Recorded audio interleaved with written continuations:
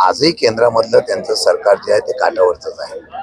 दोन पक्षाच्या पाठिंब्यावर ते चाललेलं आहे. ज्यावेळेला एखादं बिल आणतात, कसं आहे, आता लोकसभेमधलं येतो, महिला आरक्षणाला कोणाचाही विरोध नाही, पण त्या आरक्षणाच्या माध्यमातून इतर आरक्षण आहे, इतर बाकीचे बरीच चर्चा झालेली आहे आणि त्याच्याच बरोबर या आरक्षणाच्या बिलाच्या माध्यमातून मतदारसंघ पुनर्रचना करताना ती वेगळ्या पद्धतीने होऊ नये, सत्ता मिळवण्यासाठी सत्तेमधली माणसं अधिकाराचा उपयोग करून ज्या पद्धतीने पुढची सत्ता कशी आणायचं याचं नियोजन करून कायद्याच्या दृष्टीतून काम करत असेल तर त्याचा हा विरोध झाला पाहिजे आणि तो लोकशाहीच्या माध्यमातून जर झाला तर मला वाटतं योग्य आहे. त्यामुळे काल झालेला आज जे नारी बिल मंजूर झालेलं आहे, नामंजूर झालेला आहे, त्याच्यामध्ये तोच धागा होता. विरोधकांना ती शंका होती की भविष्य काळामध्ये हे सगळं करण्याचा या आडून सत्ता पुढे घेण्यासाठी काय काय वेगळ्या प्रकारचं त्यांनी प्रयोजन केलंय का, त्यासाठी तो विरोध झाला. इकडे प्राजक्त तनपुरेंनी अचानक माघार घेतली, कुठेतरी त्यांच्यावरती दबाव होता असं वाटतं?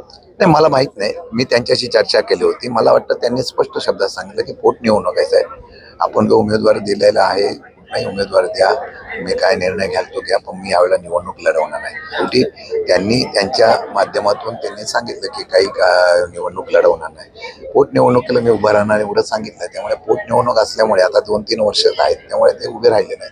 त्यांनी गोविंदराव मुकाटेंना मग आपण उमेदवारी दिली. पण मग ते प्रचारात कुठं दिसत नाही, त्यामुळे चर्चा उद्या मी त्यांना भेटणार आहे आणि उद्या भेटून त्यांना भेटून त्यांच्याबरोबर चर्चा करेल आणि मग निर्णय घेऊ.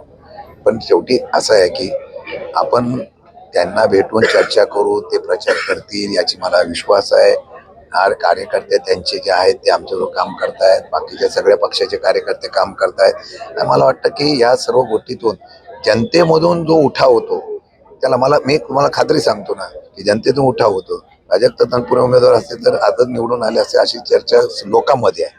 पण असो, परंतु त्यांचा निश्चितपणाने त्यांचे कार्यकर्ते आमच्याबरोबर आहेत, काम करतायत, त्यांच्या सुद्धा शुभेच्छा भेटली मला अपेक्षा आहे. असं आहे, कुटुंबातले नाते आहे, कुटुंबातल्या नात्यातून त्यांनी प्रचार केला, वावगं काय मला वाटतं. आणि आम्ही सांगितलं होतं उमेदवार उभं करणार नाही, म्हणजे कौटुंबिक दृष्टिकोनातून ते प्रयत्न करतायत, त्यांनी प्रचार करावा. शेवटी कुटुंबातलं नाते महत्वाचं असतं, त्यांनी त्याप्रमाणे प्रचार करतायत. मला वाटत नाही काही अडचणीचं आहे. अनेक लोकांनी त्यावर शंका केलेली आहे की अपघात आहे का घातपात आहे. मला वाटतं की आता चौकशी SIT करते आहे, SITच्या चौकशीतून काही गोष्टी पुढे आलेल्या आहेत, अजून बऱ्याच काही गोष्टी पुढे यायला पाहिजे, पण त्या येतात का नाही येतात अशा प्रकारची चर्चा शंका आहे. मग SIT ज्या हेतूने स्थापन केलेली आहे त्या SITने चौकशी पूर्ण केली का?